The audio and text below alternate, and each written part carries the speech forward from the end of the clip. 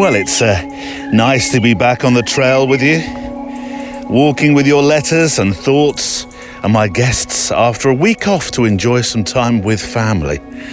We went to La America, and it's whet my appetite to return and spend time with you this time, my American audience.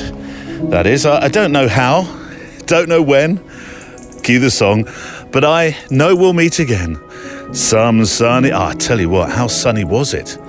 Whew, it was sunny. It really was. And stormy. And thundery. Thunder and lightning. Very, very frightening indeed. Neil, it serves you right for travelling to Florida at this time of year.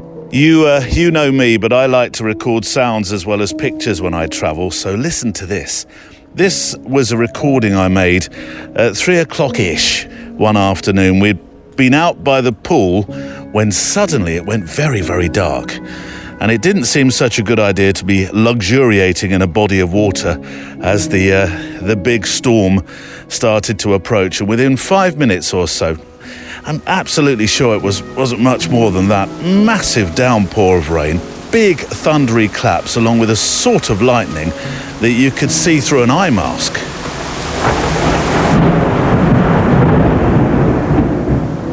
And I like to listen to the radio when I'm driving in other countries, but I did find it just a tad disconcerting that whatever radio station I'd be listening to, chat or music or sport, hang on, just dipping underneath some branches, sport, whatever it was I was listening to. And I do tune around when I'm driving in countries other than the UK. I do tune around. I found it a bit disconcerting that in the midst of a song or whatever was going on, that you could get a message like this. Hazard, tornado. Locations impacted include Flamingo. Take cover now. Sam still finds it amazing that I shushed everyone to grab that recording when really all everyone wanted to do was shout, "How close is Flamingo?" Anyway, I've got a lot of less stormy memories from Florida and some nice ones of Donald and friends, because we're all big kids at heart. Or should I say, Mickey and friends. Because I can see my other listener looking nervously at me with a mention of Florida, Donald and Stormy, all in the same sentence. Move on, Neil, move on. Today on the show, 2 guests. Yes, 2. Because their stories, whilst not in any way, shape or form are similar, they do pay homage to their families and legacy. And they're unique in the ways that they do so. Now, I like that I get a chance to talk with photographers who are familiar, but also with many who aren't necessarily household names, but have tremendously potent or inspiring stories. Because that's the rich conversational tapestry of the encounters this podcast brings, along, of course, with the letters that you send in about your own thoughts and adventures with a lens.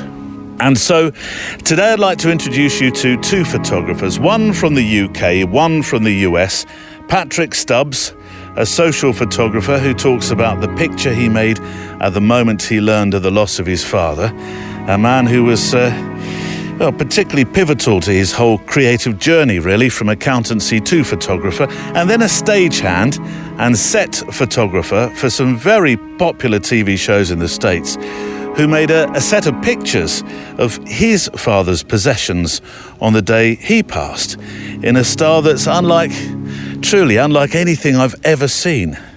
Now, I know you may be thinking that this could be a bit melancholic as a subject or episode, perhaps somber, maybe pessimistic, but no, because we talk about just how incredibly important our photography is in times of trouble, and we talk about the wonder of, here comes my favourite P word now, of projects and legacy. Today on the Photo Walk. I work every day in the place that everyone goes for excitement. So when I'm done with that, I'm ready to relax and have some quiet. It's kind of timeless. You go into one of these places and you feel as though you've left the modern world behind. My dad was a big fan of that, and he would always tell me, keep going with this work. I have kind of always had this idea that objects can kind of have magic. There's something about a camera that when I look at it, it's a thing of beauty. Hey, you've got a face. We're all beautiful. We're all weird looking in our own ways. Well, I just wanted to try and kind of show how I dealt with something that wasn't great, and photography was one of the answers for me. That's Patrick Stubbs and Sean Gallagher, my guests today. Welcome along as we make our photo walk together. A show where we walk and make pictures, photographically sketchbooking our time together each week, enjoying the letters and inspirational stories you've sent in, and listening back to special studio conversations with guests from around the world. I'll take a peek into the mailbag in a moment for a flavour of today's letters into the show. But before that, thank you to our Extra Milers and MPB who sponsor this show. MPB is the largest global platform to buy and sell and trade in used photo and video gear, committed to making gear more accessible and affordable, and the people I use for buying pretty much all my kit these days, because I totally believe in the importance of this circular economy. And MPB, well, they recirculate 570,000 cameras and lenses a year, extending the life and creative potential of visual storytelling gear. They put camera kit in more hands, including my own, and keep the story going. I am delighted that they support us because, as I say, they're a platform I use, I enjoy, and I believe in. It's an easy site to use. If you haven't used it yet, go to mpb.com/change. That bit's important for us. mpb.com/change. Hit the Start Selling and Trading button and you'll be walked through how to sell, buy and trade quality used camera kit. MPB provide first-class customer service where you can receive support through their help centre or by speaking with an expert over the phone or via live chat. Imagine that! A real person, he says, having spent half the week trying to do just that with a large company that starts with G and ends with E and rhymes with Noogle. MPB are rated excellent on Trustpilot with more than 30,000 reviews. Go to mpb.com/change. That / is very important. On the show today then, one of our extra milers, Matt Bobby, has found a project that requires you to stay behind the safety fence at all times and brings back a memory or three for me. There's the most incredibly potent story and picture from a good friend of the show, Marissa Roth. Hegaard the Dane, he's landed in Italy. Stand by, sound the horns. He's found a snake in paradise as well, although so have I, and I'll share the story later on. Plus, there's a reminder of this month's assignment from Emily Renier. Right, shall we walk? Checklist out. Coffee, check. Garibaldi's, check. Walking shoes, check. And a crash helmet. You're going to need it for the first letter. Let's walk. The Photo Walk is a show for those who find escapism and peace away from the noise of this world, putting miles under our feet and making a picture or two to remind us of where those footprints were left. And if ever we needed some quiet time to make pictures and forget about some of the nonsense of the world at the moment, don't you think? Ooh. Let's dip straight into the mailbag, shall we? For the first time in a good few weeks, actually, since we had a special where I visited London to go to Mike Crawford's dark room. Oh, that was a wonderful opportunity. I really enjoyed that. So yes, letters. I'm starting with our friend, Matt Bobby.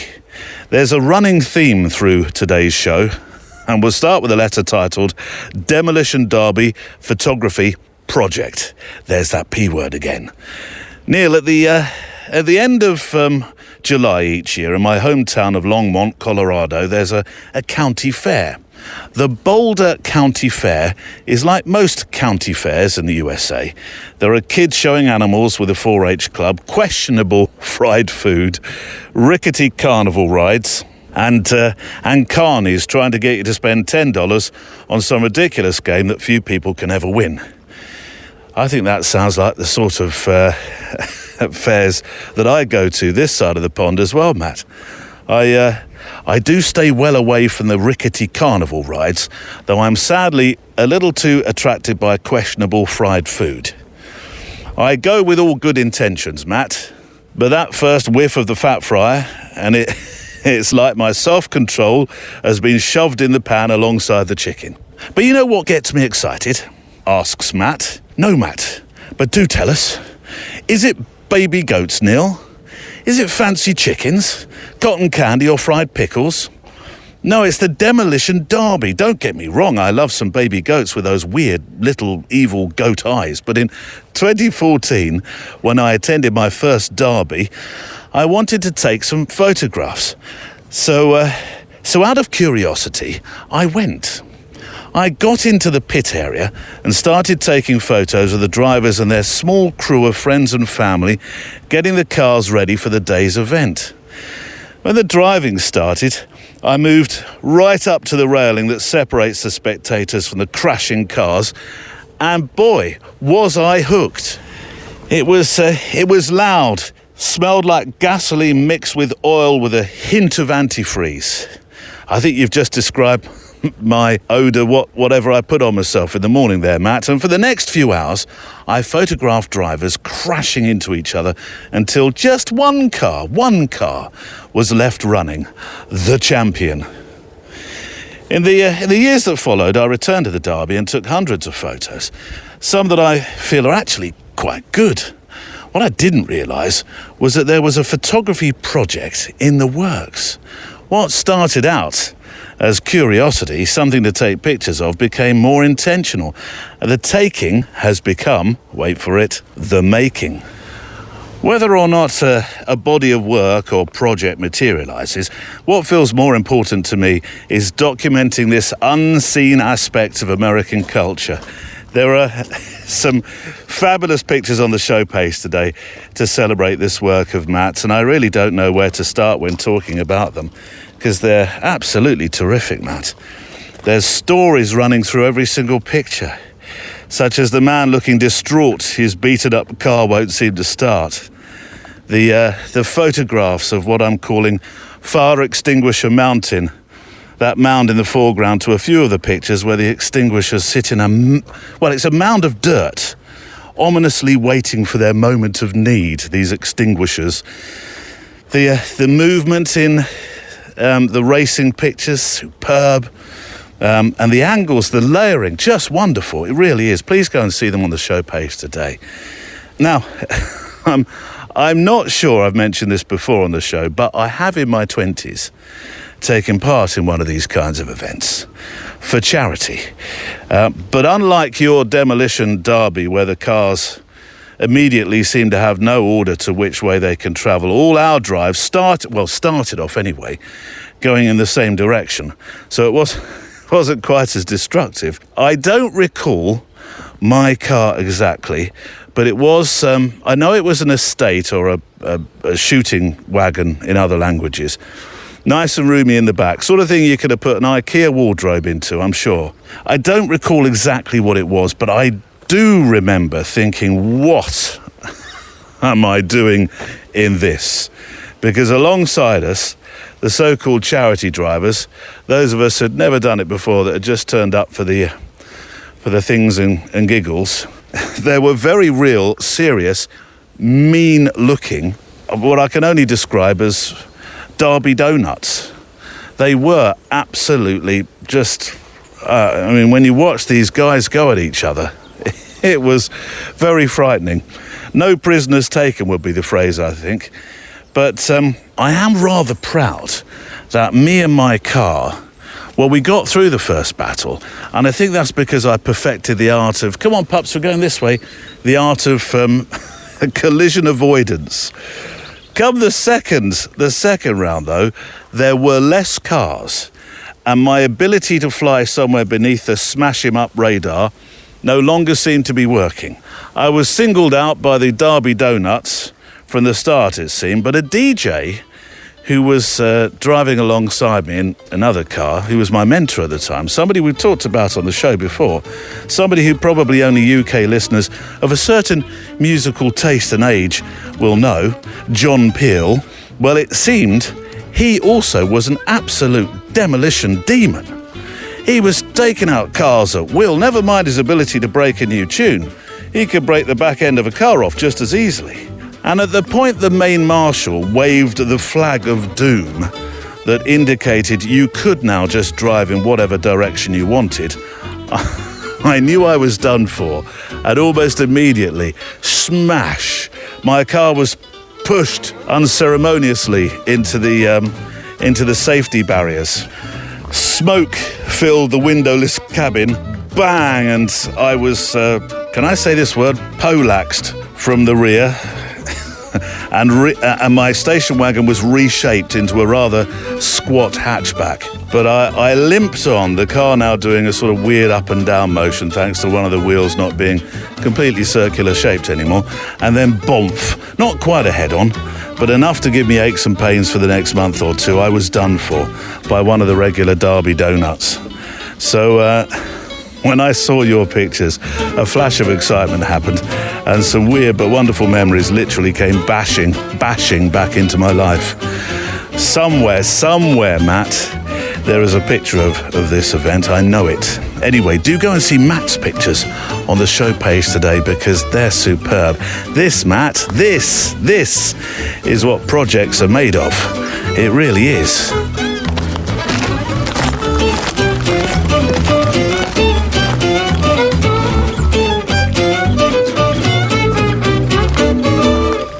I'm just aware I've not been making my sketchbooks with you. I've been making pictures as I've been walking along, but let's get a sketchbook here. I'm by my favourite canal, the Kennet and Avon. There's a swan just majestically... Well, they're always majestic, aren't they? I know that sometimes they can be a bit grumpy, but just swimming along at the side of the canal here. F5, 1000 shutter speed, 160 ISO.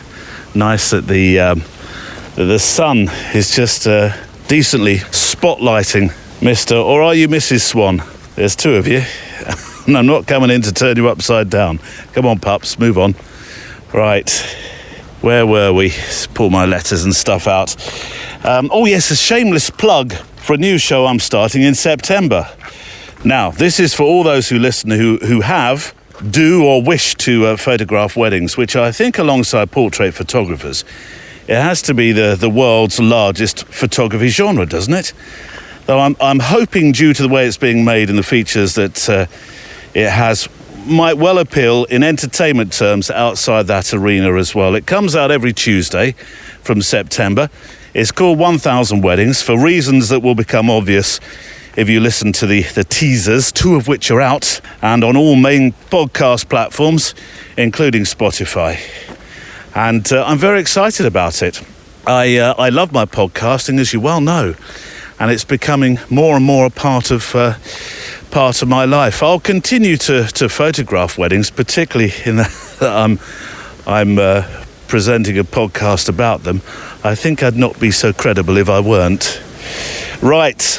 Two guests this week, Patrick Stubbs from the UK and Sean Gallagher from the US. Now, this first studio interview actually has another part to it. If you are an extra miler, you will hear Patrick's story of how he became a professional photographer, which is a lovely journey that includes photographing villages of the UK for a picture postcard company, a chance opportunity to photograph whilst living in Africa for the Worldwide Fund for Nature, leaving the safety of an accountancy profession, and a story about a workshop that was pivotal to becoming a photographer but had all the makings of a troubling creative anxiety dream. That's on today's Extra Mile. And Steve Anker, thank you for introducing me to Patrick. It's wonderful the names, the people that you introduced me to.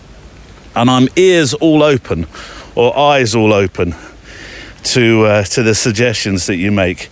So I'm fast forwarding, really, because you'll meet Patrick Stubbs as an extra miler with an opening story, a story about his life. But I'd like you now to meet Patrick, a day-to-day working social photographer whose initial chat with me that you're about to hear plays very nicely out of Matt's letter a moment ago of starting a photographic project. In fact, we shoot the breeze a little here, talking about projects we'd both like to make, or at least get started. But as the story progresses, what you're going to hear is a legacy tale, and how our mentors can have such a profound impact on our creative souls. You know, if we're lucky enough, someone, be it a friend or in this case today a dad, can have far-reaching impact for our entire lives, wherever they are, even if physically they may no longer be with us. That's what I feel about the importance of mentors. They may not set out, our dads in particular, well, for me, that's not for everybody, I appreciate, but for me, my dad didn't set out to be a mentor, I'm sure, but he became my most precious mentor in terms of my creative life. So my conversation with Patrick today, we talk about mentors, and we talk about a particular photograph that he made on the day that his father passed. I want to start, though, with a quote from Patrick, which leads into a conversation about starting here comes that P word, starting a project. I dared myself to phone a music festival and try to get in as a photographer. I phoned the organisers of Latitude, which is a reasonably large one, and told them I had a great idea for a project. In brackets, I didn't. They asked me what it was. I told them I'd emailed details. I went running to my wife for her to give me some ideas for the project. Went back to the organisers, and they sent me a full access pass with VIP tickets for all my family too. Marketing tip, blag it. Oh, for sure. I think you're absolutely right. And as the years have gone by, my blag muscles have become rather flabby. And it's something that, I was talking about this with another photographer only last week. It's, you know, the benefit of, I call it professional naivety. You know, the benefit of naivety is that you have, I can do anything. But yes, as you work in this industry or in anything for, you know, long enough, you lose the blagging muscles, don't you? I think you just pick clients up, you're quite comfortable, and you get not bored, but you get stuck in your little. There's a danger of going on that hamster wheel, isn't there? Yeah. Which is why I left that corporate world in the first place. And so I need to be not constantly, but doing that every now and again, or maybe changing a genre or doing something a bit different. But it was really scary phoning them. I think I'd photographed the organizer of the festivals. He photographed his wedding a few years before, and I was shaking when I phoned them. I just thought they were going to tell me, you know, go away. But I think the lesson there is obviously it's kind of like the most basic marketing almost, isn't it? Is you just ask somebody if they need a photographer. And You'd be amazed how many people will say, hadn't thought of that. Maybe we do. Exactly. So not only did I get this, but really cool, I had the kind of access all areas pass. And I've never, ever had so many people come up to me, chatting to me, wanting to be photographed, because they obviously thought I had access to the band, which I didn't. But it was just great. And the project that I did go back to them with, because Latitude's kind of a family-friendly festival. So I said, look, I'm a family photographer. I'll focus purely on that family aspect. Not the bands, not the arenas or anything like that, but just that family, how it's a great festival for that. And they went for it. And it was, they sent the tickets. They sent for 4 of us, for the family. So we had a great weekend. Is there a project that you're thinking, I've always wanted to do something? You're saying to yourself, Patrick, I've always wanted to do something. I must send them, because I've got one, but I've never, you know, I'll tell you mine. I love airports. Okay. Absolutely love airports. And I can't remember the guy's name, and I've tried to get him onto the program before, and I've had no success at all. He was for many, many years, he was Heathrow's photographer. Oh, wow. I sense he's still around, but he made amazing photographs. Everything from photographing celebs as they come through, Mick Jagger, blah, blah, blah, blah, blah, to politicians, to stuff that goes on, to emergencies, to the everyday workings of an airport. Yeah. And I find these places quite magical. And I keep meaning to send an email to say, I've got this idea for a project. Very much the same as you. I don't think I've got much of an idea for it yet, but I'd find it if I needed to. Is there another similar one for you right now that you're thinking, right, done latitude, what's next? Well, I'm going to take this as another bet then, because there should be, shouldn't there? I think it's too easy to get wrapped up in the day-to-day of your job. And I think it's just having the idea, isn't it? What is it that you want to do? And I think it's got to be something that you would love to photograph, something that would set your soul on fire a bit. What I love at the moment, I remember a friend telling me that, it's incredibly hard to photograph the day-to-day, the ordinary. You look at, say, street photography from 50 years ago, it's fascinating because you're looking around the whole image. Oh, yeah. When that photographer took that photo, they're probably thinking, there's not a lot going on here. This is boring. It's just Woolworths, or it's just whatever it is, Yeah. And so I'm really into photographing right now. It's not really a project. It's more like a hobby now. Just wandering around Lincoln, my city, and photographing it how I see it. And that's kind of evolving all the time. Sometimes it's quite abstract stuff. Sometimes it's that kind of day-to-day. But I don't really photograph people. That's the rule that's in my head. I don't want to, I don't, there's plenty of people doing that kind of photography already. Places, isn't it? Yeah, but it's got to be how you see it yourself. Yeah. I think that's the critical thing. You keep an allotment. I do. I wanted to do a photo project on an allotment. I'm going to share it with you here. Here's another project. I think this is probably project number 327 in a War and Peace sized book of projects that will never ever be done in my lifetime. You should sell the book, Neil. Maybe I should sell the book. Yeah. But I'm going to test this with you with a peer, with a photographic peer, to see what you think of it. Okay. Yeah. So allotments. I'm quite my mother and father-in-law have an allotment. They love it. Yeah. Okay. Yeah. They pay my kids to do nothing on it at all. They're supposed to go and help grandma and granddad, but they don't do anything, and they get 20 quid a month for it. I think it's a pretty good deal. Yeah, not bad. They're very But I wanted to call it, they love it, and I've seen the people around love it as well. Yeah. I wanted to call it Lost the Plot. Which was a sort of nod to the fact that the amount of work that goes into some of these places, I feel that they've sort of, in a colloquialism, lost the plot. But also, it's very good for mental health. And without doing it, they probably would lose the plot, as it were. True. And so that was my idea for it. And you love your allotment, don't you? It's a hobby that's become more important to me in terms of, growing your own food. Obviously, you dictate how that food is grown. Yeah. Apart from this year, where the slugs have had everything, and I mean everything. The food's wiped out this year. Oh no! There's a big problem because of the amount of rain. Right. But it's my place where it's kind of timeless. You go into one of these places and you feel as though you've left the modern world behind. It's not just kind of old men in caps. There's all sorts of people there. So there's lots of families, lots of children. It's a place where you can just leave your work behind. You can leave everything else behind. Go up there for an hour or two, 10 minutes, the whole day, whatever. And it actually got me through lockdown. It was one of the things that you were, in inverted commas, allowed to do because it was classed as food production. Oh, right. So I would go up there and it was, I didn't have any work then. And it was kind of a bit of a lifesaver because I had a bit of a purpose. I had something that I knew had to be done. So what would the photography be? What would you be actually? Is it all about the people? I think so. But I'm a bit like you at Latitude. Right now, I might have to ask my wife. Oh, why not? I mean, it would be interesting because every person there is very different. There's all sorts of people. Yeah. And as you found, they're young, old.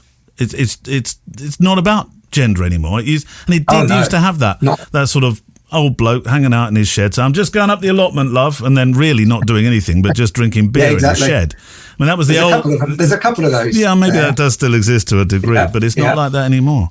But it would be a brilliant project to do. Well, it would be. You'd get lost in. I mean, this plot I'm on, I don't know how many. It's 100 odd plots it has there.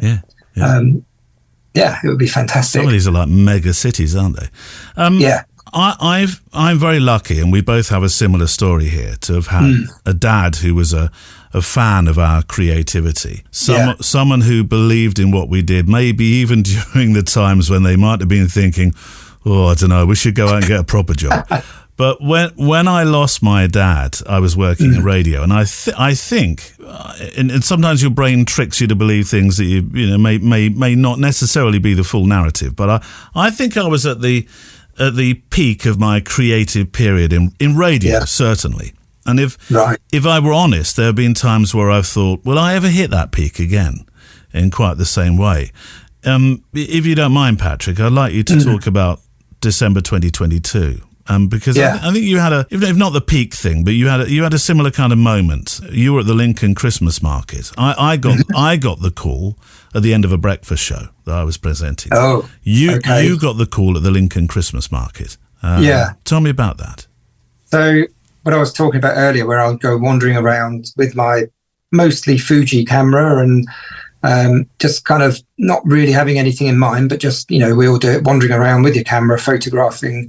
And it's something that I do for fun as a hobby, and I do it quite a lot. And I do put it out there. I do put it on Instagram and things like that. But it's all for me, really. It's all, back to when you started photography, when it was all about just for yourself. And my dad was a big fan of that. And he would always tell me, keep going with this work, keep going. He loved it. Anyway. So in particular with your personal work, he'd be the driving force of that, would he? I think he kind of saw where my mind was when I was photographing. He kind of got it, really. Yeah. And I think he was being genuine rather than just my dad making comments, kind comments. He would be quite critical, or he would critique the photos as well. And then there would be the odd one that he would, say, oh, this one, this is why I like this. And he would tell me why. He wouldn't just say, yeah, I love it, that's good, or that's bad. Anyway, I'd been wandering around the Christmas market, and I think it was quite cold. It was very foggy, very misty, and just thought, oh, I'm done. It was about 10:30 or 10 o'clock, and I took a few shots, and that was it. I think the last shots I took were the entrance to the castle, Lincoln Castle, I think. And then I just walked home, and literally, I can't really remember, an hour after I got home, max, I got a phone call to say it was pretty bad. He was really ill. You kind of don't really... I don't think it quite clicks that it's for real. And then my sister was on the phone to me. She was there at the house and kind of told me, it was almost like a live stream on the phone, telling me, that's it, he's gone. And I think the big one for me, obviously it's my dad, but this is the person who started it all for me. Yeah. Way back, and that was kind of a big end of a phase. It's like, well, okay, who now? Who is there now that I can bounce ideas off and things? And actually, to be honest, it's my dad still. It's very much in my head about if I'm out photographing, not with my normal work, my day-to-day work, but with this kind of personal stuff. It's very much about I can imagine what he might say, or I can hear him constantly like carry on. So I will carry on with it. But I think it's still, how it is. Grief is a very strange thing.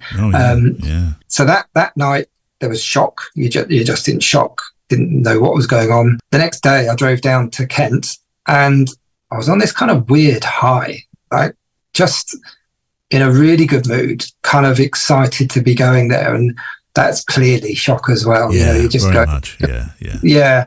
And I actually ended up wandering around Folkestone for the day, thinking to myself, I'm going to use this feeling. I'm going to kind of show everyone what grief feels like. And, I'm going to walk around Folkestone, photograph. And it was great. And I got some good shots. A couple of days later, that was it. Didn't want to know photography. Camera went down. Apart from the work that I had to do, I just wasn't interested for 3 or 4 months, probably. Wow. And then it started to trickle back. It started to come back. And now it's something that it's certainly the thing that he's still part of me, but he's really still part of me with my photography, particularly my personal stuff. Mental health, and we had a discussion about this, and I hope you don't mind me saying, but the conversation we had was, well, what would Mum say if we started talking about mental health? And she heard this conversation. Mental health, mental illness, two different things. And you actually had published a piece about photography and mental health in Amateur. Was it Amateur Photographer or? Yeah, I think they did a shout out to. Yeah. Can't remember the name of the article. It was something like "How have you dealt with going through hell?" or something like that. It was something quite striking. The title. Yeah. And I just thought, I'm going to send in this. Didn't really even think about it. I just wrote to them and said, "Oh, Dad died. Took these photos. Blah blah blah."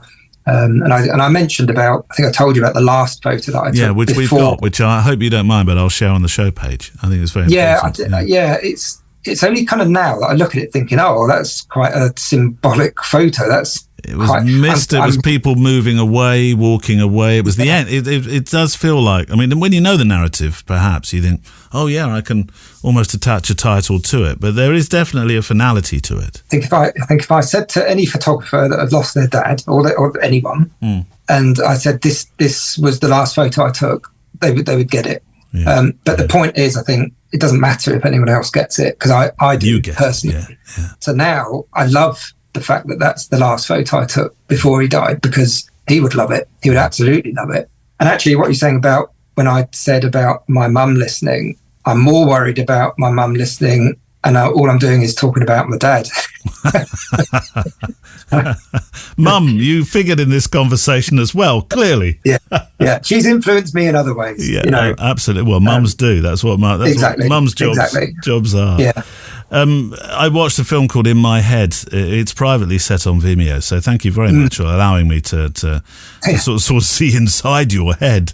The music was very intense. The picture sometimes too, and it does finish with that picture, doesn't it? That we're discussing.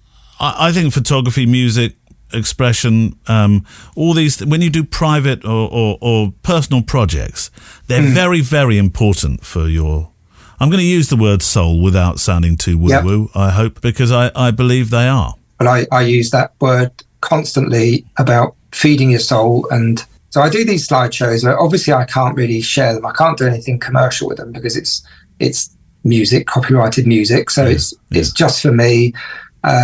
I watch them and I absolutely love fitting music to the photos that I'm taking, because it's the one thing that can show kind of what I was thinking when I was taking the photos. And I get a lot of pleasure out of doing those, to be honest.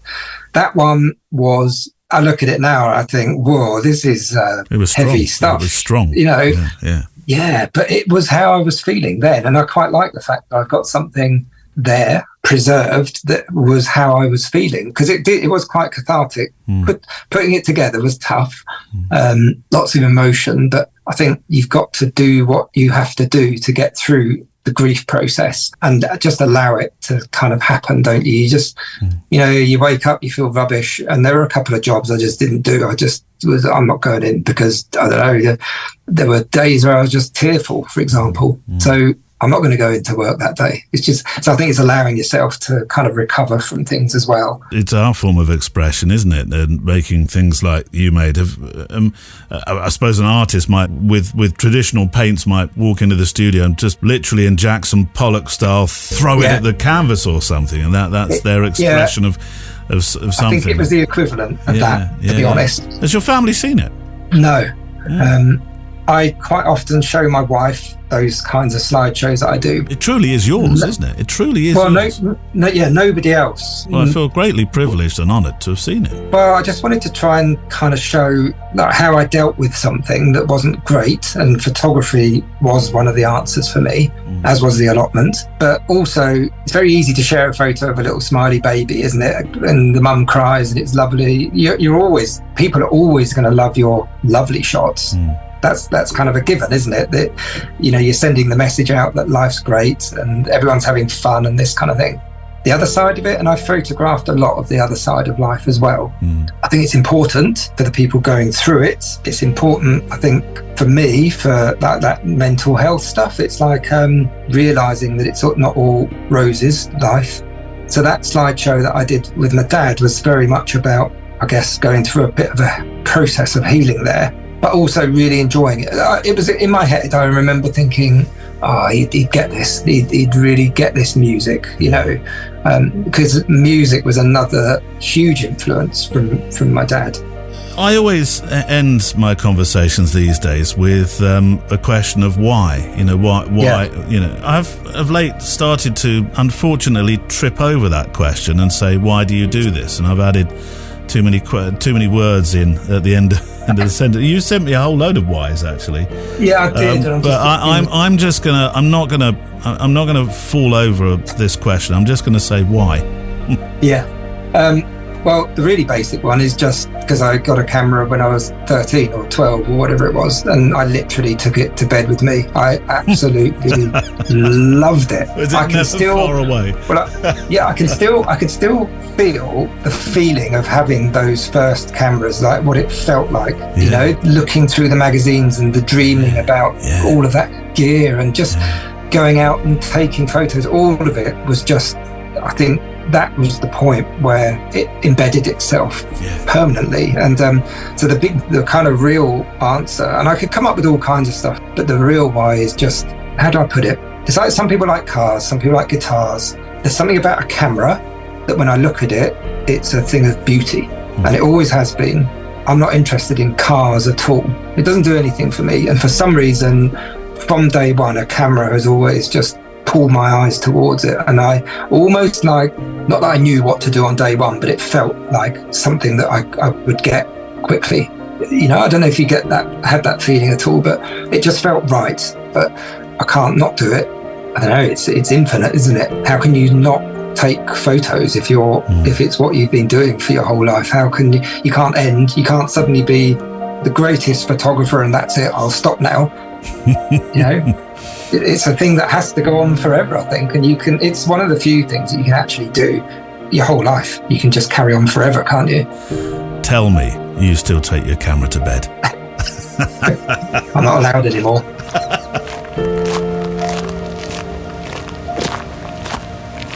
And my thanks to Patrick Stubbs for being my first guest today. If you have any thoughts following his story, anything you'd like to share, then please do write to me at stories@photowalk.show. That goes as well for any letters you may have with regard photographic adventures that you've been taking. Any stories that you may have to share, I'd love to hear from you. 2,500 pixels wide if you can resize your pictures for optimization for the show page, but otherwise, don't worry, I'll do the heavy lifting. Now, on the subject of pictures, postcards. Every year I do this, and a few come in. Postcards are your holiday pictures that you've been making. I'm really looking for something a little unusual, as well as the beautiful vistas, obviously. But I'm now thinking that I may have left it too late in the summer, for the Northern Hemisphere at any rate. So we'll be doing this again next year and the year after until I get it right. Somebody the other day actually asked me, how long do you think you can do this show for, Neil? To which I replied, my favourite broadcaster has been presenting his radio show for 20 years. And when I said that, they sounded strangely disappointed. Anyway, postcards. One has come flooding in from Hegaard the Dane, who says, hello, Neil. As I threatened, here follows a postcard from our holiday. And this picture will be on the show page today, of course. So it all makes contextual sense as I'm reading Hegaard the Dane's words. My wife and I are enjoying some peaceful days in Bormio. Now, at first I thought you'd made a typo and meant Borneo, but you did mean Bormio, which is in Italy. This way, pups, come on. Not in there. Not unless you really want to go swimming. Today we drove up the Gavia Pass in Italy. It was breathtakingly beautiful.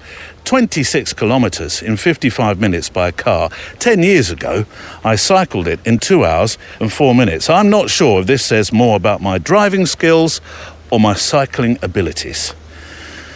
Now, I could have sent you a photo of a stunning mountain view. Instead, here's a reminder that there's always a snake in paradise. In this case, laundry.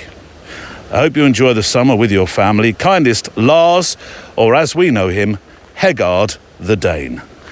And talking of a snake in paradise, you'll have to see the picture on the show page for that to make sense. And talking of a snake in paradise, I don't just throw this stuff together, you know. I've got something on a similar theme. I was walking last week on Miami Boardwalk, as you do. 7 miles of this exist. In the heat, I certainly didn't do 2. But I do want to go back and photograph all the dozens and dozens of Art Deco famous lifeguard huts along the beach. It sounds dangerously like a project, Neil. It does, doesn't it? Put that in the book, number 428. Anyway, snakes, as Lars was mentioning. I was walking along when my youngest said, "What the Fraggle Rock is that?" As he pointed to and dived out the way of a couple who were out for their morning walk. Walking their pet vipers, stroke pythons, stroke you tell me what they are when you see the picture on the show page.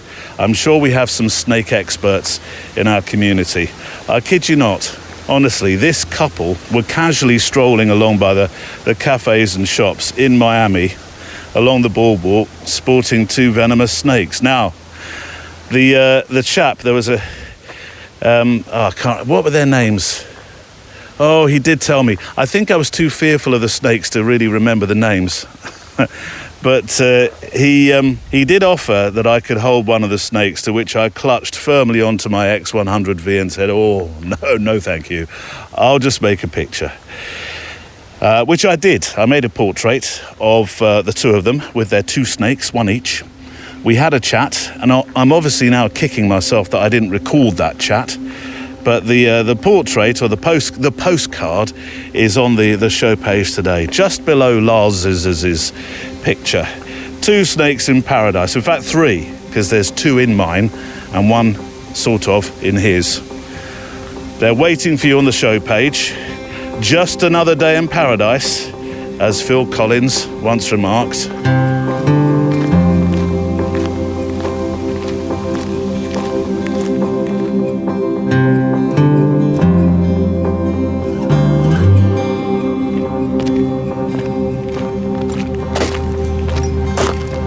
It's the photo walk of a Friday. Just you and I, me with my camera and your letters, thoughts, and you with your camera. Although not always, as we're just about to find out, as we do shutter sync. So ahead of my first part with, my conversation with stagehand and set photographer Sean Gallagher, we need to do 2 things. First of all, we need to do a shutter sync and then set you the assignment for this month. Let's do the shutter sync first, shall we? Right. The idea of this is that we make a picture at the same time, you and I, whatever camera you have in your hand, even if it's a smartphone flavoured variety, and then you send it in to stories@photowalk.show. And, it's kind of a nice diary of where people are as you're listening to the show. And it's not always when you're on a photo walk. Often it's when you're doing the household chores, it seems. Or on drives along long highways. But let's do this shutter sync. I've given you a chance. Grab your camera. I'm going to do a countdown from 3 to 1, then send it in. Today's shutter sync pictures, or the last couple of weeks' shutter sync pictures, are on the show page today. That's where they end up. You send them in to stories@photowalk.show and I publish them. So here we go. You ready? Let's put your letters down. And I'll look back along the path. I'm going to do a countdown from 3 to 1. Here we go. 3. If I turned into a cockney, here we go. 3, 2, 1, and sync all together. Let's see where you are in the world. Send them in to stories@photowalk.show. Right, to the assignment. This month it's set by Extra Miler and Fujifilm ambassador Emily Renier. The Photo Walk assignment. Emily, it's a 1-word assignment. What's your one word going to be? And just explain a little bit about what you're perhaps looking for. Okay, so my one word is going to be energy. And I probably go for energy because whenever I get really good feedback from a bride or from a mum or a dad, it's usually because they love the energy in my pictures.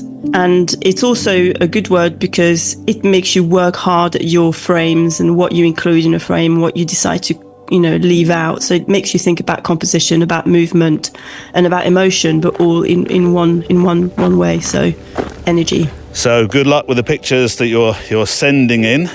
I'm acutely aware I was supposed to do the winner of last month's, and I still haven't. We're going to end up at this rate doing 2 winners together from last month and this month. Anyway, send them in to stories@photowalk.show. Stories@photowalk.show. Don't watermark them, please, but do send me your links to Instagram, to your websites, to blogs, whatever, and I'll make sure that they're on the assignments page. So, to my second guest, 2 parts of the story.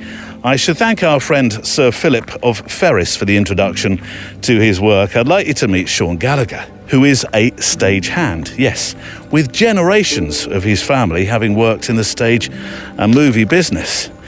Now, I like this story because it's one that has here comes the P word, a project running right through its very emotional heart, in both parts, really. Here's Sean Gallagher, part 1 of 2 parts today.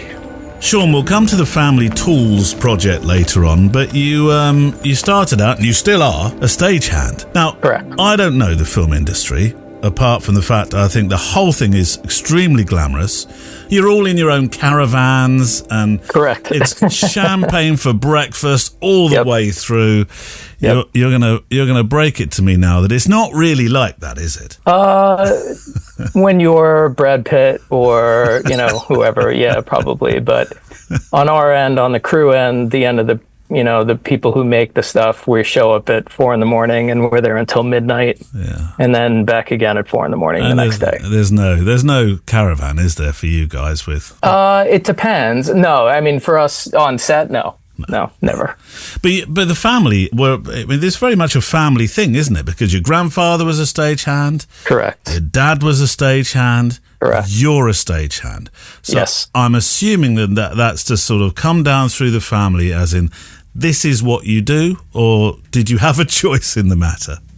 I definitely had a choice. My father was kind of actually encouraging me not to do it. Oh. So when I was a kid, it was, hey, can you give my son some work if you have anything available? And at that time it was very busy, so it was kind of easy to slot into it. And it's tough. I've always said it ruins you for everything else. It can be interesting, it can be boring, it can be infuriating, it's terrifying. The unsteadiness of it is terrifying, but it's a lot of fun. It's very creative, and it's kind of thrilling. I say to my partner now, like, I work every day in the place that everyone goes for excitement. So when I'm done with that, I'm ready to relax and have some quiet. So in terms of how you work as a stagehand, I mean, as you said, it can be really frightening. I'm assuming then you don't necessarily know from month to month what you're doing, or can you plan out a future? You can plan out the future sometimes. Right. You can just block out a couple weeks and say, I'm just going to not work for those few weeks.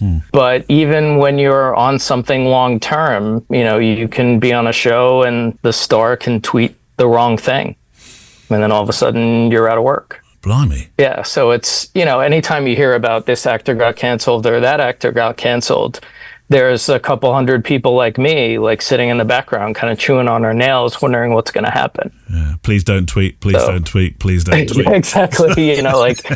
Have your fun, but maybe keep it off the internet. You wear sort of 2 hats in some respects. You got your stagehand and you got the photography hat. We're going to try and cross both of those today, because I want to talk about your photography, perhaps more in the second part of our conversation. But okay. But they're both interlinked. You work primarily in lighting, don't you, I think? Is that right? Yes. Okay. Yeah. So that probably feeds exceedingly well into your interests as a photographer, because a lot of people say to me, a lot of photographers have said to me, Neil, photography is really all about light. If you know about light, you know about photography. Has it helped you? Yes. Initially, when I had started shooting in my late teens, early 20s, one of the reasons that I thought to myself, I really have to concentrate on lighting was for photography, to make my photography better. Right. So, and at the time I was working on a show that was a soap opera, but they weren't shooting like traditional soap opera style lighting. It was a little more film style lighting. So I got to learn early on about shaping light and different ways to modify light. So that was kind of fun. So what is a typical day in your life then, if there is one? I don't have typical day in my life. Last week I was working on striking a Broadway show that had just closed, and I also work as a sub on another Broadway show running their lighting console.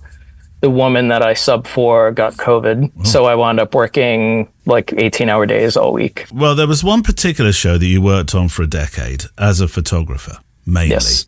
So how did that jump happen? Because there you are, stagehand, and I know from a conversation we had just briefly before we turned on the microphones that it's very unionized. Yes. We'll know about this, of course, with the news over the last couple of years with the strikes and the issues that were, I'm not sure they're even still ongoing, actually, in some places.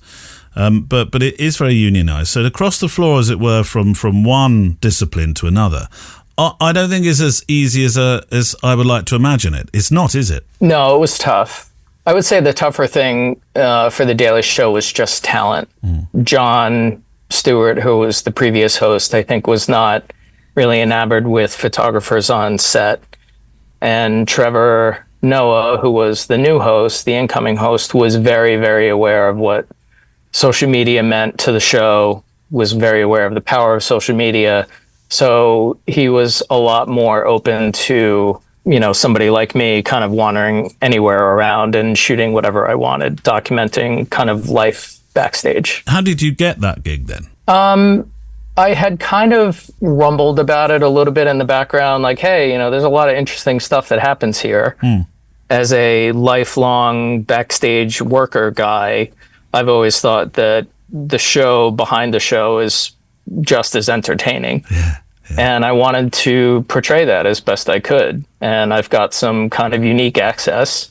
At some point, they had started to have PAs come on and photograph people. At the time, I was shooting large prints or selling large prints of feathers. And I would get them delivered to the studio, and I would lay them out on set under the TV lights to inspect them because it was nice and bright and evenly lit. Right. So I wanted to make sure that, there wasn't some tiny little mark on a 4-foot high print. Right. And so everybody there knew that I was working as a photographer, in my off hours. And when I started to see people with phones taking pictures of talent after interviews, I said, what do you think about me doing this? I've got the gear, I'm a lighting guy, I understand how all this works. Yeah. I think it took a little while to convince everybody that might not be the worst idea in the world, and we started doing it. I'm amazed that The Daily Show had personal assistants taking pictures with their phones. In the that's first place. Not uncommon. Is it not? No, it's not. And it's not unique to The Daily Show. As the technology has gotten better and smaller, a lot of crew members have lost work. Oh. So, like at the news, for example, where they would have what we call an ENG crew, which is electronic news gathering. Yeah. In the old days, it used to be a sound guy and a camera guy and a truck with a dish on top that you would have to have a license to operate. I remember I've done a few hours on one. Yeah. So now it's one or two people. Yeah. There might be a phone involved. There might be a real camera involved. There might be a tiny little LED light stand on a pole with a battery. As the technology has changed, all of that stuff has changed. Yeah. It's really not that uncommon to see PAs or associate producers running around with cameras. I find that so amazing. I guess kind of similar to AI. Yeah. As technology gets better, people lose work. I just wouldn't have thought the talent would expect it. I mean, Hillary Clinton, Ricky Gervais, Steve Martin. These are all names. I mean, I'm acutely aware I'm starting a list that could circumnavigate the length of our conversation when it comes to the people that you've photographed. There probably has to be an unwritten trust, doesn't there, between a set or a stage photographer and the talent, doesn't there? Particularly when the cameras have stopped rolling. How do you navigate that? because these are people that are very camera aware. They know the power of a still photograph, and that a fraction of a second can capture a very different story to what a moving image does. Well, it's funny. I've joked around in the past with some of the people that I've shot, and I've said to them, like, hey, listen, I've got more bad photos of you than anyone alive. But it's trust. And, you know, I'm not going to blow up my career to blow up somebody else's career. That's just dumb. But also, I'm not really interested in that. I'm interested in how crazy that life is. You know, you're sitting in a room and someone that you grew up watching walks in and they're on the phone, they have no makeup on, their hair is in a bun, you know, they're trailing 5 assistants. And it's like, wow, that's amazing. This is just a regular human being. And also, I would say when you grow up on set, and I could probably say that I grew up on set, you also get used to that. You know, while I'm photographing it and I'm thinking, all right, you know, this is something that no one's ever seen. There's also like hey, you know, we're all humans. We all have to live together. We're all here to make a show, right? So like the Broadway show that I'm subbing on, you see the talent backstage as you're walking out. Everyone says hello. Everyone's cordial because we're all making the show together. You know, they might be on stage, but I'm the one that makes the stage go black at the end of the show. And I'm the one that brings up the lights so they can take a bow. And they understand that. There's a trust between all of us that, like, hey, you're not going to tweet something crazy and blow up all of our lives. And we're not going to blow up your life because we're just coworkers in the end. Together. As a set photographer, what are you looking for in your pictures? I mean, are you entirely reactionary? Yeah, documentary style, I think, is the key there. I always tried to be a fly on the wall as much as possible. Yeah. There are times when you kind of have to step up and be like, hey, you know, we do one for us or for the show. But for the most part, I'm more interested in catching someone looking at the phone, catching someone in an unguarded moment that obviously is not making them look bad, but is showing someone a side of someone they've never seen, right? You and I, we walk around with our faces on the street all the time. These poor people, like, can't really leave the store. You know, they can't leave the house unless they're in sunglasses and a hat or being protected by bodyguards in the case of some of these, you know, really super A-list people. So just to try and catch them at a time where they look amazing because they're made up and they're doing okay and they're backstage at some show that they're dying to be on or they're promoting a film, and just kind of showing what that moment is like. When they're in makeup, can you walk in and photograph them in makeup, for example? Or would they say, no, not now, Sean, this is not the time? I generally would try and show up at the end, you know, as they're putting the finishing touches on. And there are some people who show up made up. There are some people who I wouldn't even dream about it. It's entirely kind of a feeling thing. Read the room. So, read the room. Yeah, reading the room. It's this set photography backstage and actually on stage too is really just one giant lesson in reading the room at all times. It is. But it's not just the talent, is it? Because you have the ability to show, as you said before, what goes on, these amazing these magical places on set. And that includes people that work behind the cameras. That includes perhaps the audience as well, doesn't it? I try not to show the audience too much because especially in this culture now, the thing that's interesting to me is when you talk about photographers from the 1940s, the 1930s, the 70s, cameras weren't as ubiquitous as they are now. No. So, you know, when a photographer showed up, it was like, oh, the photographer's here. Yeah. Now, everybody's got at least one camera in their pocket. They might be wearing another camera. There's 3 cameras in their bag. You know, I'm on camera. I have a camera next to me. There's a camera. My still photography setup is right next to me. There's like 6 cameras in this room right now. Yeah. So people kind of put on a face. Their affect changes when they're on camera. I'm not interested in the affect. I'm interested in the unguarded moment.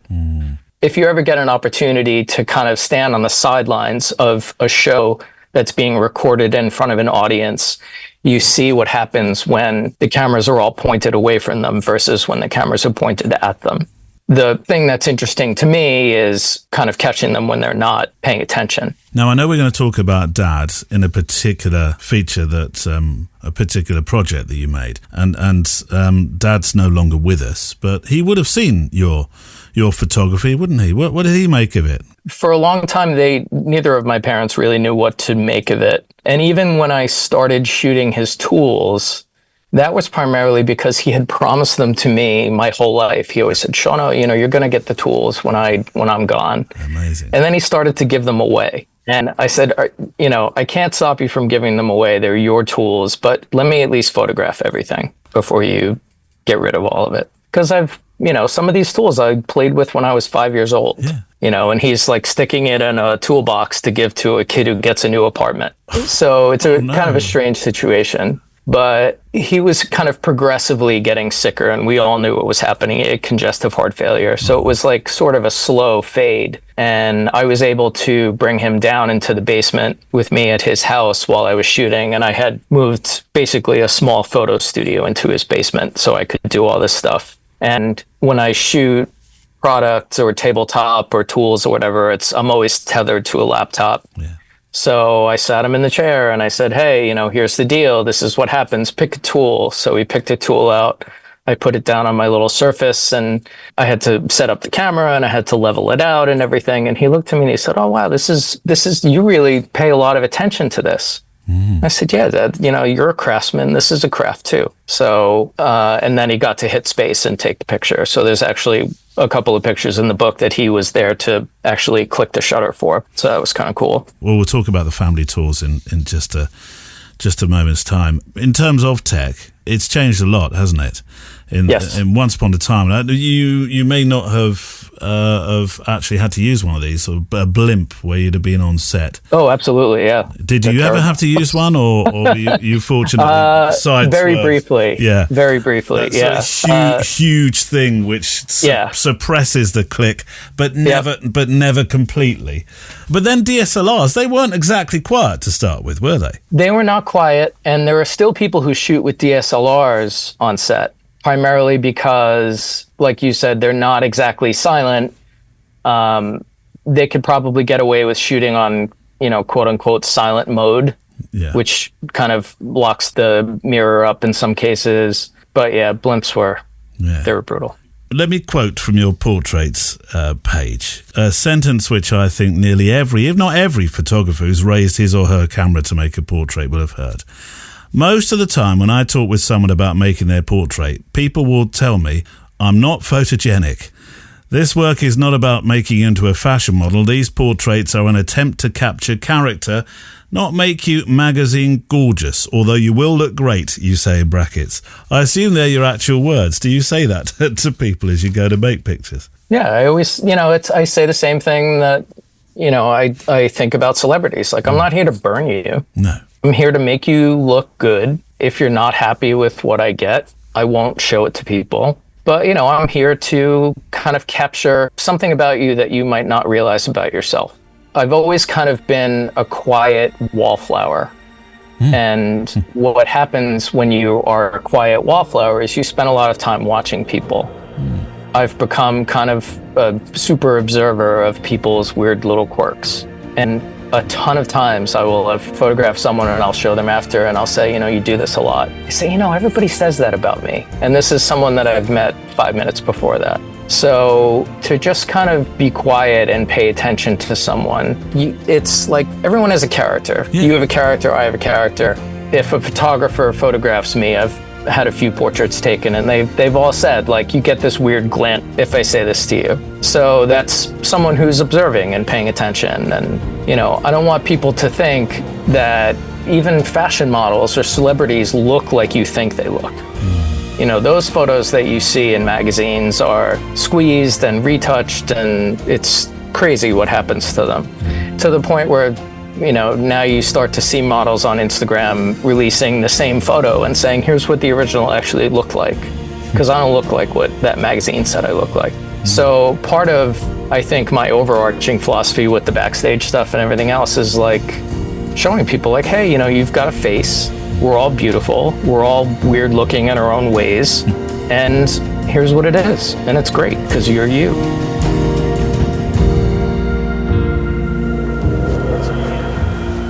What's in here, pups? Oh, it's like, oh, don't go in there. He says, I've just walked you into what looks like a lagoon. Now, last week, if you were with me, pups, I'd have been a bit fearful that there might be gators in this. It looks like the sort of place where gators might hang out for the day. But in sleepy England land, where there are no gators, or if there are, we're in trouble, or crocs, I think we're okay. But it's very, very muddy. Could you possibly avoid that? And there's also a beer bottle there. Avoid that one as well. Should we put that in a dog bag? You know what bag? Take that back with us. Come on. My thanks to Sean Gallagher, who returns for part 2 of his story very soon. The most incredibly potent still life project in many respects, and a real nod to his father. Now, I received a mail this week from Marissa Roth. The shrieking you can hear in the background, by the way, is somebody on a barge who's having steering problems by the looks of it. These well, they would be called weekend warriors if it was the weekend, wouldn't they? I received a mail this week from Marissa Roth because I receive her newsletters. So it wasn't so much a letter, but a newsletter. And but I do want to use it. And I want to say, alongside the just brilliant picture of smoke being blown in the air from a cigarette, was a beautiful tribute to her friend, a model, an icon whose photographs you would surely know if you follow the links on the show page today. The picture that appeared in my inbox from Marissa was of smoke sitting heavy in the air. It's a wonderful black and white photograph. Very contrasty. Frankly, mesmerizingly simple. It is fabulous. So please go and see it on the show page. Better still, sign up to Marissa's newsletter. I will leave a link on the show page for that. And here are the words that Marissa wrote. And I thought, I know I often read letters from you, but occasionally I do break away and read newsletters or bits that have come in that I've spied that I want to also share with you. And this is one of those moments. Marissa wrote, Peggy loved to smoke. She also loved to laugh and had a razor-sharp wit as she implicitly understood the endless beautiful and difficult ironies of life. She was also iconic, as she was the Peggy Moffat of Blow Up and Rudy Gurnerak's topless bathing suit. I'll leave a link to that story. Peggy was a beloved friend, and I would regularly go to her home, which sits high atop a ridge facing east over a small secluded canyon. Occasionally we saw hawks effortlessly circling in the updrafts, but more usually we just saw downtown Los Angeles and a distant chimera hallowed in haze. One noon, as we were preparing lunch, a sharp beam of sunlight cut through her kitchen window, and the smoke from her cigarette resting in a nearby ashtray gently pranced through it. When I pulled out my camera, Peggy picked up the cigarette and was game to play with me, taking deep drags from it. She bent her lithe frame sideways and exhaled huge puffs dramatically into the light. As the widow of William Claxton, the distinguished photographer whose subjects included Peggy, a jazz great, and Steve McQueen, she was used to the model photographer pas de deux and instantly relished her familiar role. Peggy, the ever-present muse. Peggy passed on last Saturday, August 10th, at the age of 86. I wanted to share these words because I thought it was a beautiful memoir of a very important person in Marissa's life, and a very important model as well, actually. Married to a photographer we've not spoken of before, though I think you'd know pictures from his catalogue. I'm leaving a link for sure. William Claxton, born on October 12th, 1927 in Pasadena, was an American photographer celebrated for his jazz scene images and portraits of celebs like Steve McQueen. So, as I say, I'll leave a link to him and also to Peggy. Right. The second part of my conversation now with Sean Gallagher. Now, this is truly a show about legacy today. And the project, if we were playing word bingo, how many would you have got for project? How many points? The project you're about to hear about, well, it took me quite by surprise. We start our chat where we left off in part 1, talking about portraits.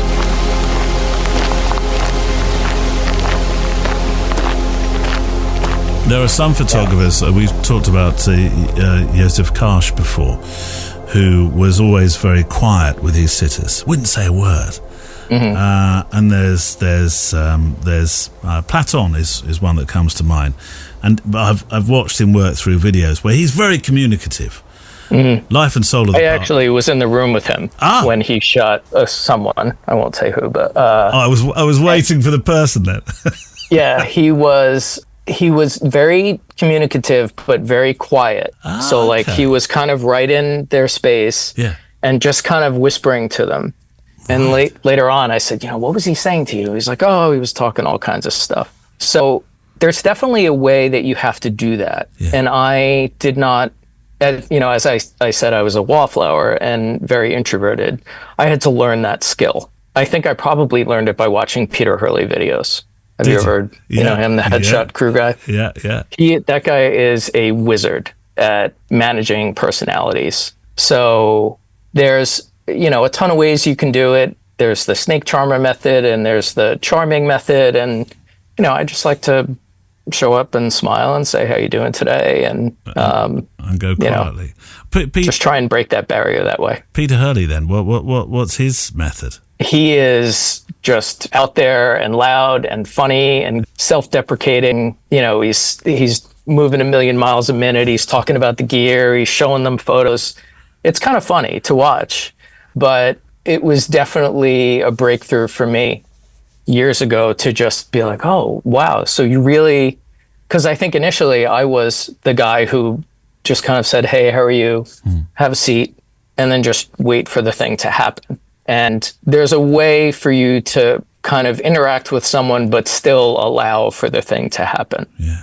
It's kind of a skill I've had to start to grow. I'm still working on it. I'd like to also quote you for this next part of our conversation. Now, I like your quotes. And it's the story that really brought us to where we are today talking on this podcast. There's a couple of posts on this, but I'm going to choose the blog post called How I Shot Dad's Day. I was sitting with my father on the night he finally stopped fighting congestive heart failure and slipped away for good. In the course of sitting in his room for endless hours while he was in hospice, I decided that I was going to photograph much of what was scattered around the room. I'm going to let you pick up on this really potent, vulnerable, honest story, because it's a decision I would imagine not a lot of people would make at that moment. I have kind of always had this idea that objects can kind of have magic. And I'm not like a woo kind of guy, but you've got stuff, I'm sure, on the shelves behind you that means something to you. Oh, yeah. Whereas if I were to go through that room, I'd be like, what's this piece of junk? So, in that moment, there was a pudding cup and a soda can, and it's like, that's my father's last soda can. Yeah. That's the pudding cup that I bought for him when he finally went off his medication and had no dietary restrictions. And the first thing he wanted was pudding. And in the moment, most people don't think about that. And they might only think about it in retrospect 10 years later, like, I wish I still had that, whatever. Maybe it's related to having lost my sister when I was 23. She was living halfway across the United States, and a couple of her friends packed up all of her possessions into a moving truck to get it back to New York, where we were living, because we were trying to, do all the end of life stuff with her. And then a lot of it just kind of got redistributed. A lot of it went to charity. A lot of it went to friends. And afterwards, it was like, man, I really wish I had that, whatever, that thing that she really loved. It's not like you want a house full of this stuff, because they're powerful enough that when you look at them, they, tug at you a little bit. Yeah. But, hospice can be very tough. So you're sitting there for weeks on end, just trying to provide some comfort to someone so that when they come to and they look at you for a minute, that you're sitting there and you can smile and say like, hey, I'm here and you're not alone. So I knew I was going to photograph him when he passed, because he was not someone to let me photograph him when he was alive. But yeah, there was a lot of holy stuff in that room. You know, when you're in hospice in a room that you're sharing with someone, you can have like, you know, a night table drawer full of stuff. Why was that stuff there? He had a pocket knife. He could barely hold a pocket knife. Like, why did he have a pocket knife with him? So the pocket knife got photographed. You know, his watch, he couldn't even see the time because he didn't have his glasses on, but his watch and his glasses are there because they were in the drawer. But you also elected to photograph things like the oxygen mask. Yes. Well, that's what he was wearing when he died. Yeah. And actually, I think once you reached out to me, someone else DM'd me on Instagram about it. And I was looking at the photos in Photoshop, like the full res versions, and you could like see his nose imprint on that mask. You know, how do I throw that away? You know, I don't know. I'm sure a ton of people would think that this is morbid, but like that's, you know, you have one dad, you have one moment where you lose your dad, and he had that mask on in that moment. I have a recording of his last breaths. Wow. So, you know, I don't know if it was because of the tools that I'm super aware of the power of all of these mundane little things, but it meant something in that moment. And I've got a little plastic case now that they're all in, and I'll carry it around with me forever. You made the most incredible still life images of them. Whilst I would have thought immediately I'd be thinking, right, okay, I'll lay those out there and I'll do this, and maybe there's an environmental picture there because it's in the room. You didn't do any of that. You chose initially a white background, and then eventually it became a sort of spotlit. This is where your lighting expertise comes in. Yeah. It became this spotlight over each particular item, and the item then floats in the air. I mean, where on earth did that idea come from?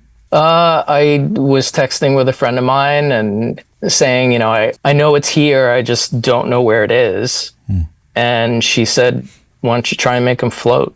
Yeah. Then I noticed, like, okay, well, you know, I like to shoot on plexiglass. So if you get low enough in plexiglass, you get a nice mirrored reflection. I was like, all right, let me play with the mirrors. Let me play with the shadows. And then it was a lighting exercise because I'm a lighting guy. And after a while, it became about the challenge. You know, how do I do this with this item? How do I do it with this item? It's extraordinary. It really is. Thank you. I'll leave a link for it. On an emotional and technical level, I think I was struck equally the same. The family tools then. So we've drawn out that Dad was giving the tools away. Yes. You were photographing them. I do hope you've gotten to keep quite a few of them as well. Yes. Tell me about the tools. These aren't just Dad's tools. These are your grandfather's tools as well, aren't Correct. they? Yeah. So stagehands have existed in New York City for over 100 years. Yeah. Initially, I think they were sailors. They came from a lot of different trades. There's a lot of skills involved in building and executing a show. Oh, yeah. Back in the 30s or 40s, my grandfather was working for a cabinet maker, and somehow the stagehands union absorbed that cabinet making shop. My grandfather progressed from being the apprentice of a gentleman. That gentleman retired. My grandfather bought his tools. My father eventually kind of made his way into the business. My father had a deep appreciation for hand tools. So as things got more and more automated and with machines and everything else, my father was still using hand tools. And then over time, I think that appreciation turned into a collection. So there's a lot of stuff there that he never used, he never would use. He just liked that it had a stamp on it, or, you know, he'd bring something home and say, this is 150 years old and I just paid a nickel for it, or $1, you know. So while I am not a woodworker myself, again, these things have a magic to them. Yeah. You know, you open that drawer and it's like, wow, there's a lot of history here. There's a lot of hands here.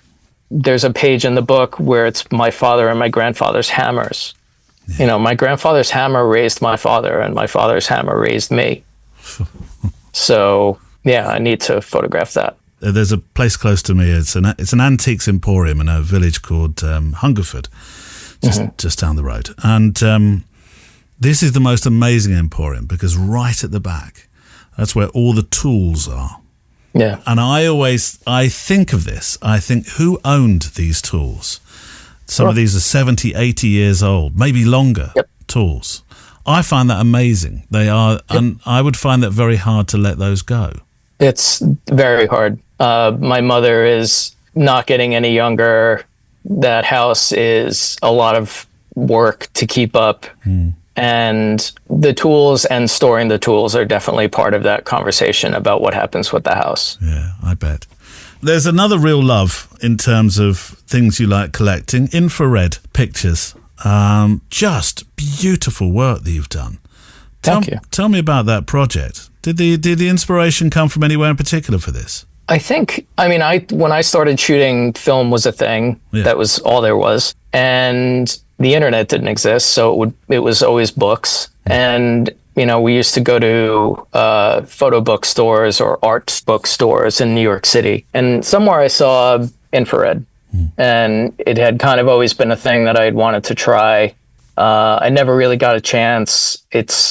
With film, it was difficult. There was temperature control issues and all kinds of other stuff. But eventually I learned that you could either do it yourself or pay someone to alter a camera so that you could shoot infrared with a digital camera.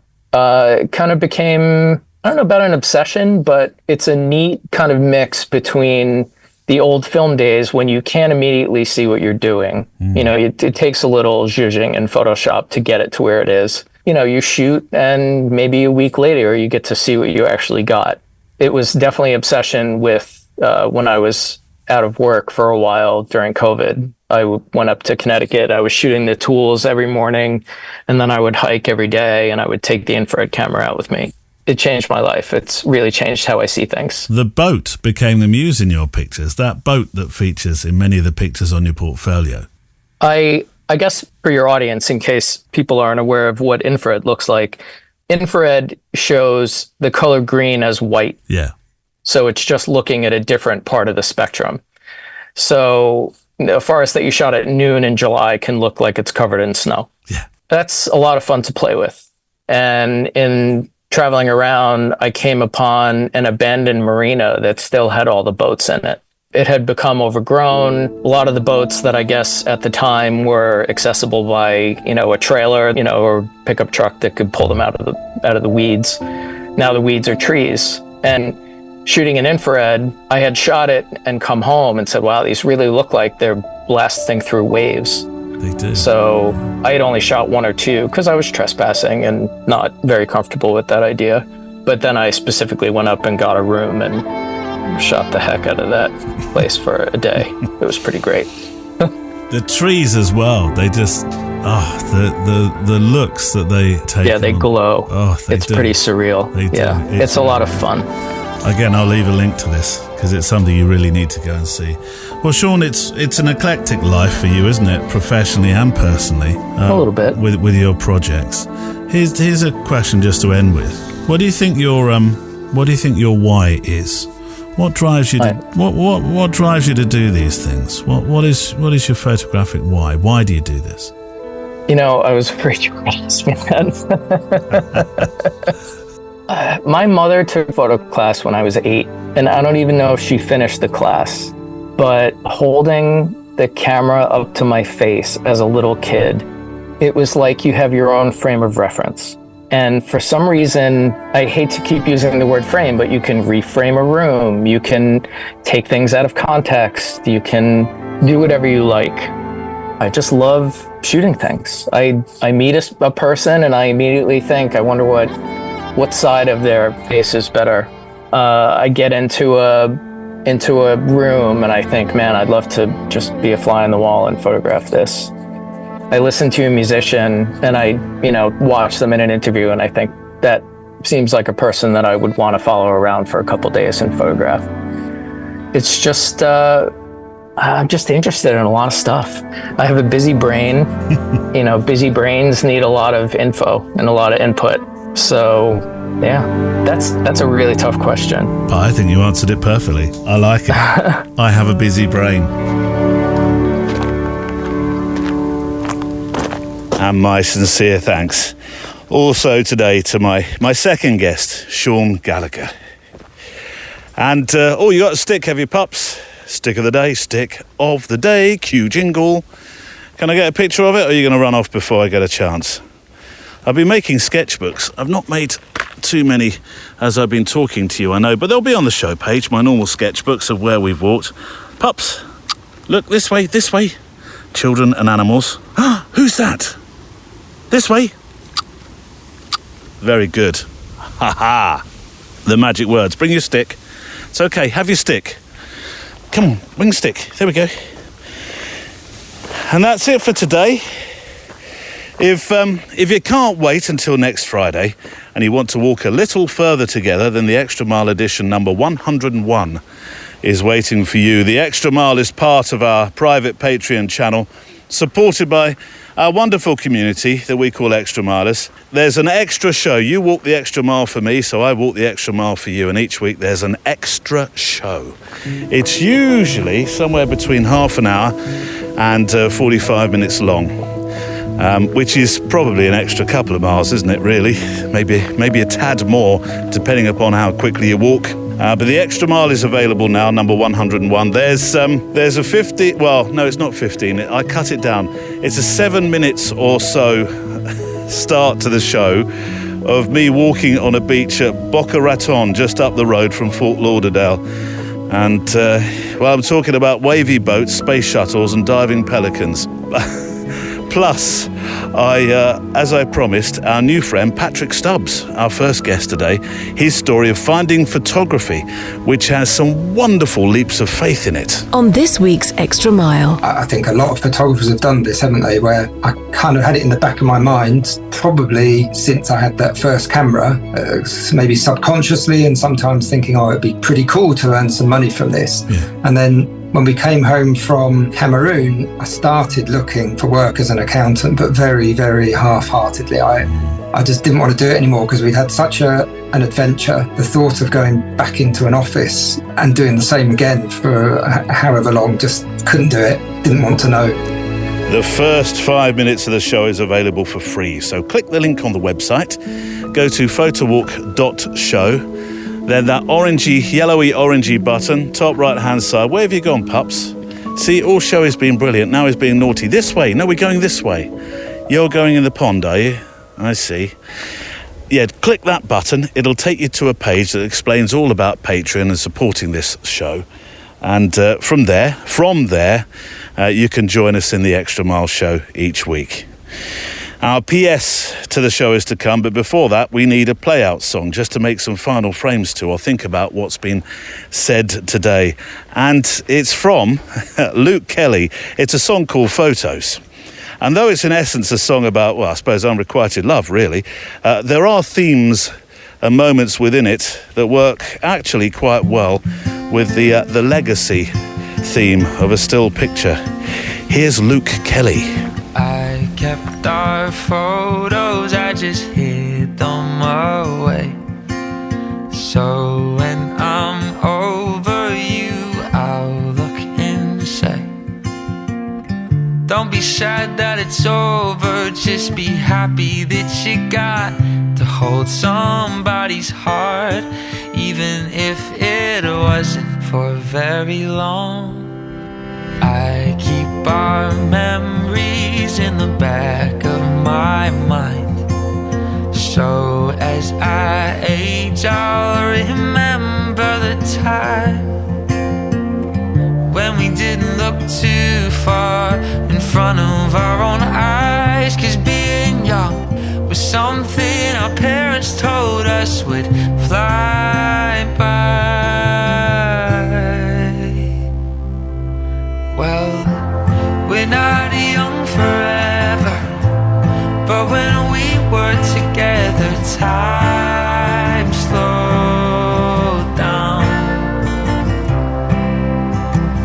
And we didn't have forever, but I didn't mind whenever you were around. I guess I didn't know what I had found.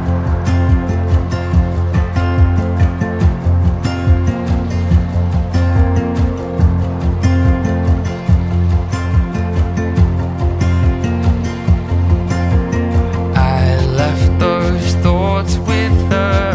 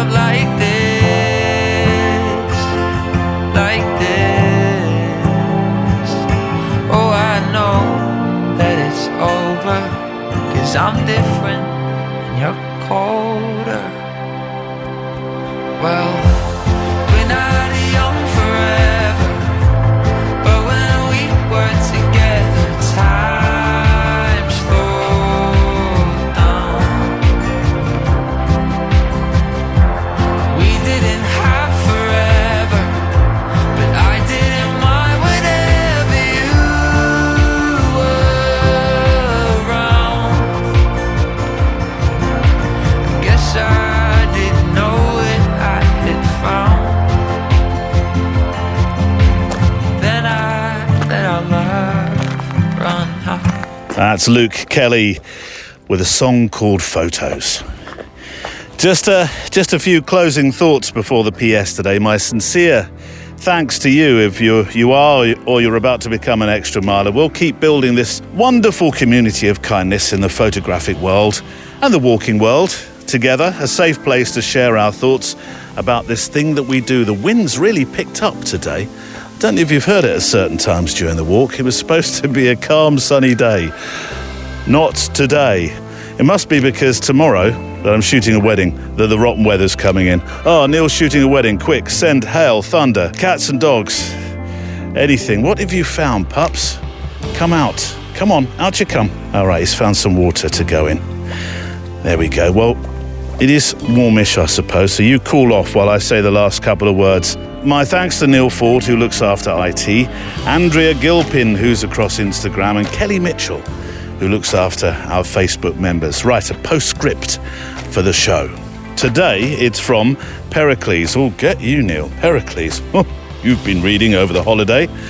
A Greek politician and general during the golden age of Athens. And I think something about legacy, I couldn't really... if I could have done, and I would have used a PS that was about projects, but I couldn't find one that really suited. So I've gone for legacy, because I think it suits the show. This one, I think, says so much about the photographs that we make, the pictures that we compose, and the stories that we tell. And it's this. What you leave behind is not what is engraved in stone monuments, but what's woven into the lives of others. Come on, Pops. This way. Breakfast time. I know.